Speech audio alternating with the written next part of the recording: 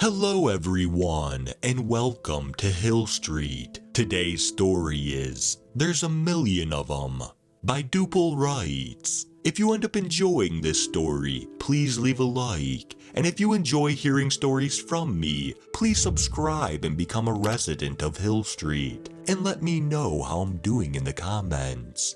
Now, let's get to this nightmare. I swear, no matter where you go or what you wear, you'll end up running into these kinds of people. The ones who'll catcall you as you walk down the boulevard. The creepy barista who'll lock onto your ass the second you walk out the door. The guy wearing sunglasses, death staring you from across the quad. It sends shivers down my spine. It's like I'm nothing but a pair of floating tits or an ass connected to legs. It's just so damn creepy. And the worst part is how shameless some of them are. It's always a 50-50. Sometimes I like to guess which side of the coin they'll land on. I'll take a glance at them and suss them out. Are they old? Young? Do they have sunglasses on? Are their shoulders squared? Their legs planted firmly? What are they wearing? The first glance normally gives me all I need to work with. I'll take my guess, wait a second, and then make my move. I'll turn and stare right back at them. I'll look them right in the eyes. Like, yeah, I just caught you staring. What now? What's the play, big boy? 50% of the time, they'll just keep staring.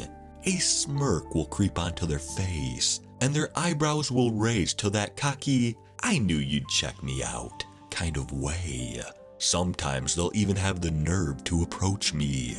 They'll open up with some annoying sure of themselves statement, like, hey, I saw you checking me out. Want to give me your number? Or, hey, I just noticed you from across the plaza. Want to go for drinks? As if that will work. It's like they imagine I'll jump for joy at the very thought of giving them the damn time. Like, I'll say, wanna skip dinner? And just go right to the part where we do it. Those ones are the worst. But I think this guy's the second type. There's just something about him.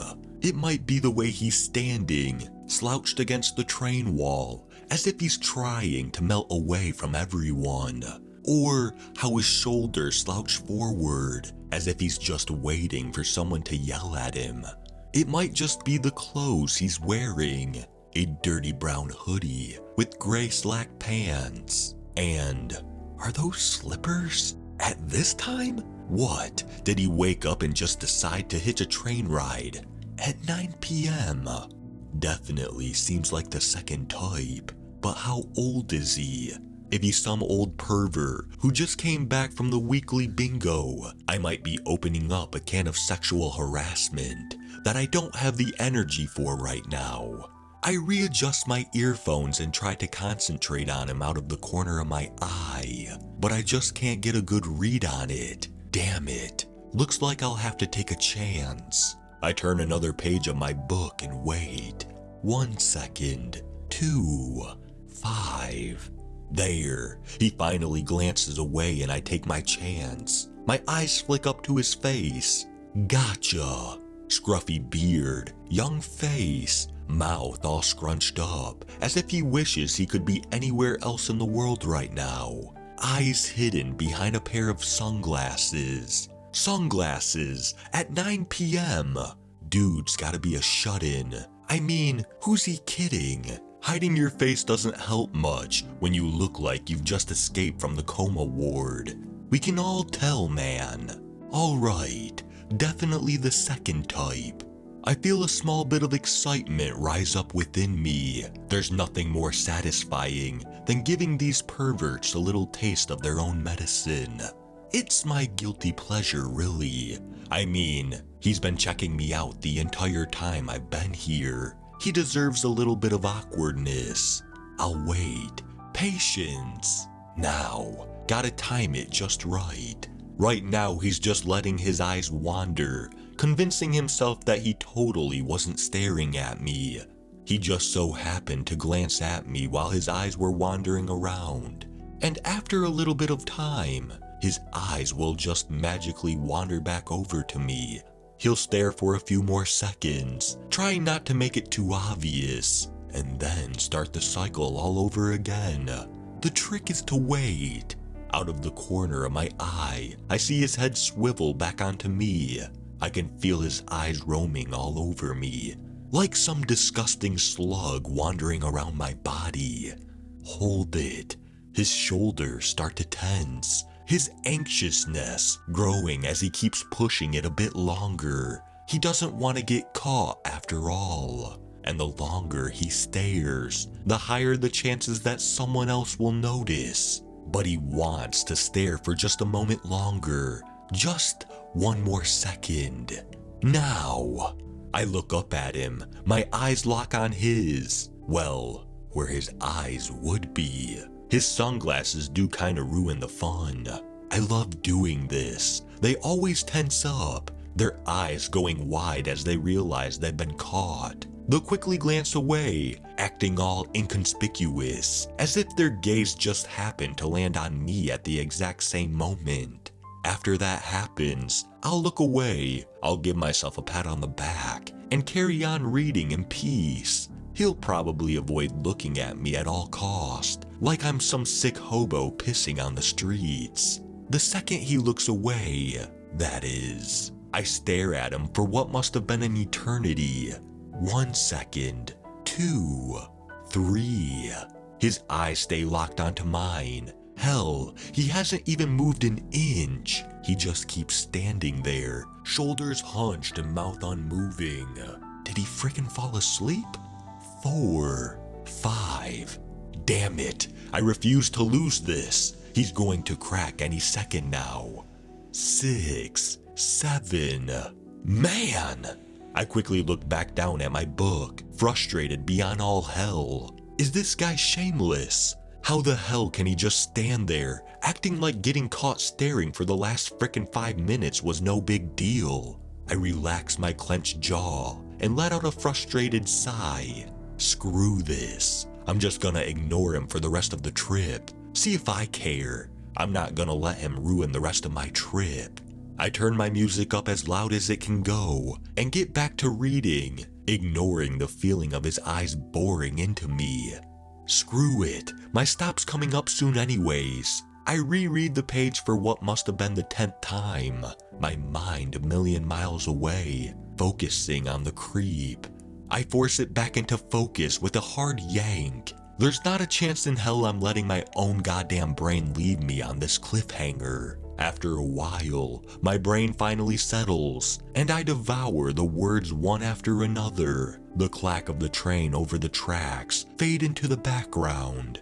The music blaring through my headphones becomes nothing more than white noise. The world around me takes a back seat as the story rises to a crescendo. I get to the end of the page, my excitement building to an unbearable level. It's finally happening. The grand reveal, the main conflict, just one more page.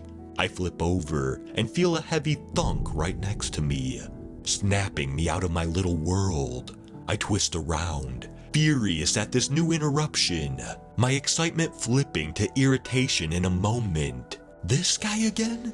Black sunglasses staring down at me, scruffy beard closer to my face than I ever wanted them to be.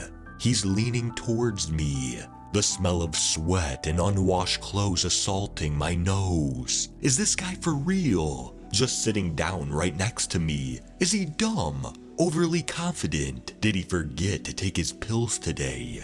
His greasy lips flap at me, some spittle falling onto his beard. His eyebrow raises up questioningly over the brim of his glasses. Is he trying to talk to me?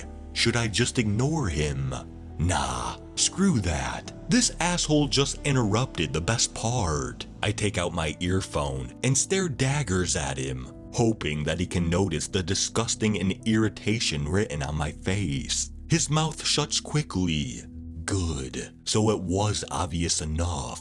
Gathering up as much venom as I can, I open my mouth. "What?" I said. "Isn't this your stop?" He raises his arm, reaching it past my face and pointing at the window. His hand barely brushes my hair on the way there, giving me a shiver. The dark tunnel grows lighter as the train slows down to a crawl. The steady clacking of the train grows longer and longer, slower and slower. I turn around and look out the window. The train stop pops out from the darkness, bright bulbs blaring as the train stops and lets out a loud hiss. Satisfied with a job well done, I let out a sigh and pack my books away. Yup, this is my stop. Guess I'll just have to wait until I get home. Damn it, I hate cliffhangers. I stand up and turn my body towards the aisle, ready to get out. But he's just sitting there, his legs blocking me as they bounce up and down, up and down. His face turned downward, staring at his clenched hands. What? Does he expect me to squeeze past him?